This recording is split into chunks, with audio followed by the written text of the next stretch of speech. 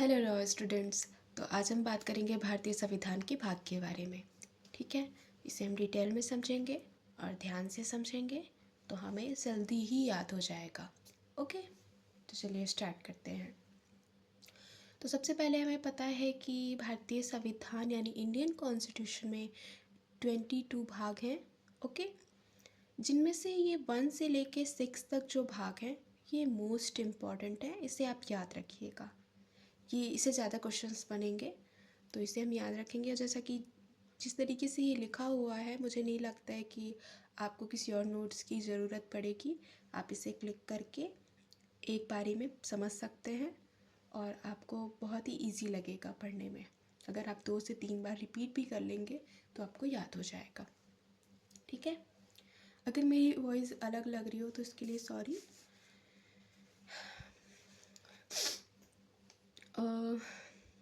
तो सबसे पहले हम बात करते हैं भाग 1, जिसमें है हमारे कुल आते हैं 1 से लेके 4 तक अनुच्छेद। ओके, तो इसमें हमें बताया गया है संघ और उसके राज्य क्षेत्र के बारे में। जल्दी जल्दी पढ़ेंगे क्योंकि हम लोग रिवीजन कर रहे हैं तो ज़्यादा डिटेल में नहीं जाएंगे।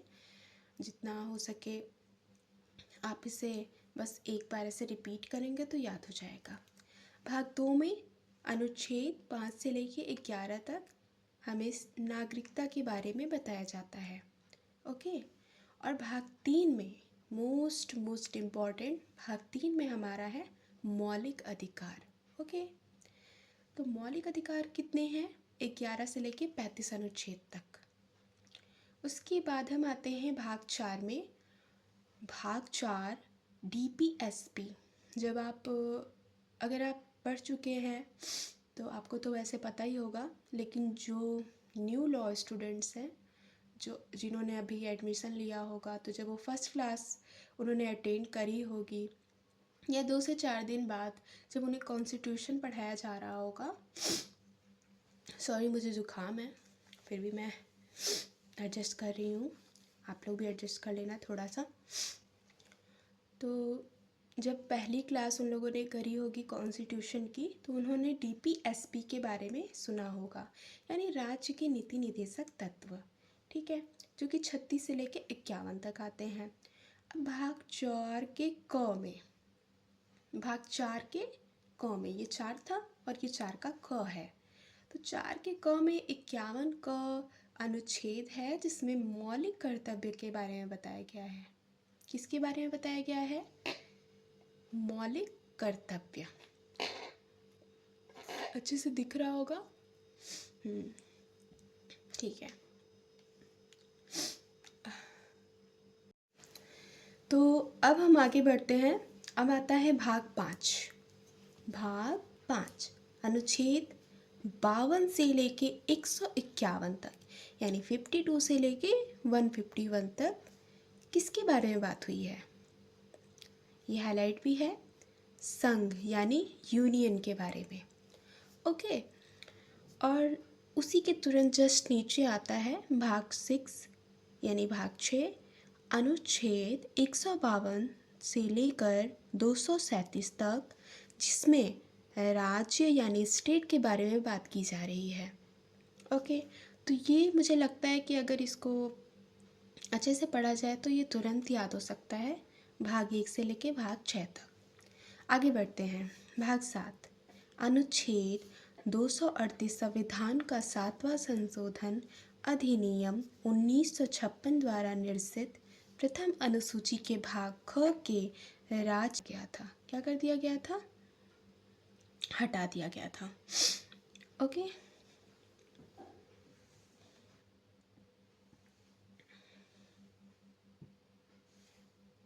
सॉरी, नेक्स्ट आगे बढ़ते हैं।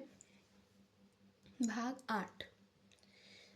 8 ये इम्पॉर्टेंट है इसलिए इसे ध्यान से देखेंगे। भाग 8 जिसमें हमें बताया गया है, सबसे पहले हम डायरेक्ट इस पर आते हैं क्योंकि इससे भाग 8 को देखकर आपको याद हो जाएगा। इसमें क्या है? Union territories. ओके, यानी हिंदी में संघ राज्य क्षेत्र 239 से लेके 242 तक इसको रखा गया है। आगे बढ़ते हैं भाग 9 पर। अनुच्छेद 243 के 1 से लेके 15 तक, 1 से लेके 15 तक क्या है? पंचायत। संविधान के 73वें संशोधन 1992 द्वारा अंतः स्थापित। ओके, इसे हम ज़्यादा डिटेल में नहीं पढ़ेंगे, इसलिए थोड़ा थोड़ा पढ़ते हैं। ओके, तो भाग 9 के क में, पहले 9 था ये जिसमें पंचायत के बारे में बताया गया है, और ये 9 का क है जिसमें नगर पालिका के बारे में बताया गया है। ये 243 में, ये भी 243 में है। 9 क के ख यानी अनुच्छेद, ज़्यादा डिटेल नहीं, सीधे आते हैं। 9 के ख में बताया गया है सरकारी समितियाँ। किसके बारे में? सरकारी समितियों के बारे में। ओके, अब आते हैं हम भाग 10 पर। तो भाग 10 में बताया गया है अनुसूचित जातियाँ तथा जनजातियाँ क्षेत्र। ओके, मुझे लगता है समझ आ रहा होगा। ठीक है। भाग 11, संघ और राज्यों के बीच का रिलेशन। इसे हम कैसे याद करेंगे? ये बहुत इजी है। जब हम कहीं पर जाते हैं तो कोई भी शगुन का जो रुपए होता है वो 11 होता है, 111 होता है। तो वैसे ही हमें याद होना चाहिए कि जो भाग 11 होगा, तो शगुन कहाँ देते हैं हम लोग? किसी भी रिलेटिव के घर पे जाते हैं, है ना? तो ऐसे आप मतलब कुछ भी ट्रिक्स बना के याद कर सकते हैं जिससे हमेशा के लिए याद हो जाए। तो 11 यानी रिलेशन। किस चीज़ के relation? Relation between the union and the state. Okay, and state. तो संघ और राज्यों के बीच संबंध। अब भाग 12 में आते हैं। ये किसके बारे में बताता है? वित्त, संपत्ति, संविदाएं और वाद, यानी finance, property, contract and suit के बारे में 12 बताता है। भाग 13, भाग 13 अनुच्छेद 301 से लेके 307 तक है। इसमें बताया गया है भारत के राज्य क्षेत्र के भीतर व्यापार, वाणिज्य और समागम। ओके, तो अभी के लिए इतना ही रहने देते हैं। इसे आप याद करें, और आगे के जितने भी भाग हैं वो मैं उसके लिए नेक्स्ट वीडियो बनाऊंगी। अगर इस वीडियो पर रिस्पॉन्स अच्छा रहा तो मैं जितने भी नोट्स बनाऊंगी मैं इस पर वीडियो डालती रहूँगी, और आप देख सकते हैं, आपको समझ में आ रहा होगा जैसे भी मेरी राइटिंग है।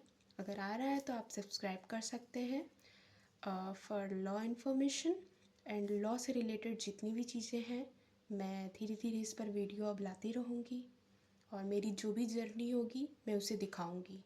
ओके, जिससे किसी भी लॉ स्टूडेंट को किसी भी तरीके की परेशानी ना हो, वो कुछ भी देख कर सीख सके कि ऐसा क्या होता है इसके अंदर सब कुछ। ठीक है, क्योंकि मैं भी फर्स्ट जनरेशन लॉयर हूँ तो मुझे बहुत सारी डिफ़िकल्टी आई, और बहुत ही ज़्यादा मैंने सबसे हेल्प ली है, तो मुझे पता है, और मैं लॉ ग्रेजुएट हो चुकी हूँ, तो इसलिए मैं हेल्प कर सकती हूँ कि कैसे पढ़ाई करना है। ओके,